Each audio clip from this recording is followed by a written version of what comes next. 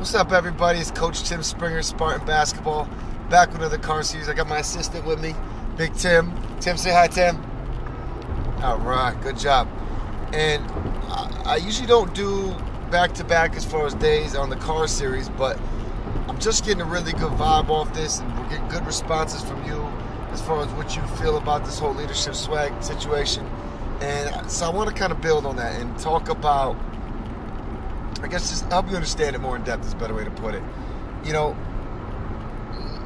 leadership swag is something that you be. It's part of your character. It's just how you handle things. And we talked about that yesterday. It's the way you go about things. It's the way you focus and blah, blah, blah.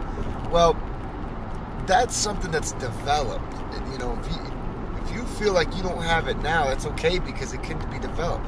Just like, they say there's no natural born leader. There really isn't. Now, maybe some people have more of a tendency to be leaders because of their personalities, but that doesn't make them a natural born leader. They still have to grow and develop themselves and do everything of that nature. And so building your leadership swag is the same. And that's why I'm saying that leadership swag is so authentic, because it's not, oh, I bought these clothes and I wore them and that's swag. It's not, I have these tattoos. That's artificial.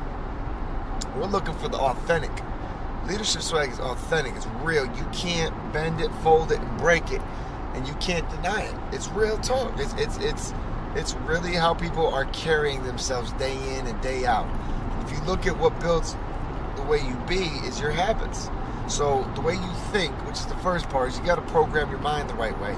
You got to program your mind to that of a leader, to think like a leader, to be constantly learning how to be more of a leader, and programming your mind to that, because that's going to lead to your decisions. And obviously your decisions lead to your actions. Hands down. You can't change that. That's just one of those laws of nature. And obviously your habits are going to make you who you're being. Just like the snake bites and the scorpion stings. You can't get around that. That's what they do.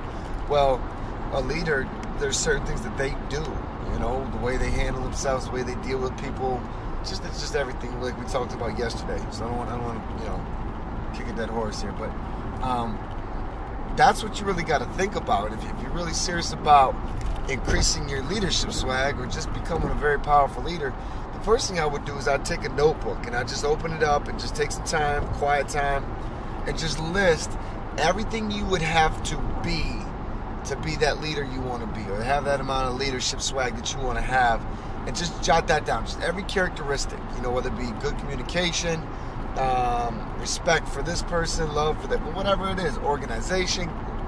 Even if you already have it, write it down. That way you can start looking and saying, well, I do have this, I don't have that, and I need to bridge that gap. Just like I did with my high school team yesterday. We talked about skills, because they're going into the off season, so they need to know where they're at.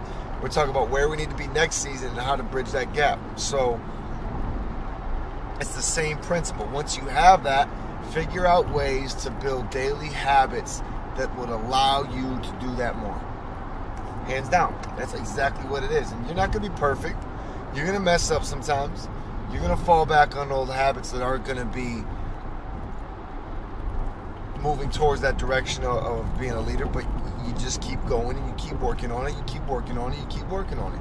It's that simple. So if anyone has any questions or needs any help with this, especially that list, feel free to email me, coach.springer@hotmail.com. Leave a comment on the site. I definitely would like any kind of response or feedback or experience anyone's had with this, and where it's helped them, or hey, maybe I can learn from you. Good leaders are always looking to learn from the next person. So keep that in mind as you listen to this, and we'll talk to you later. Tim, anything you want to say before we go? Where do you live? San Antonio. Good job. Take care. God bless.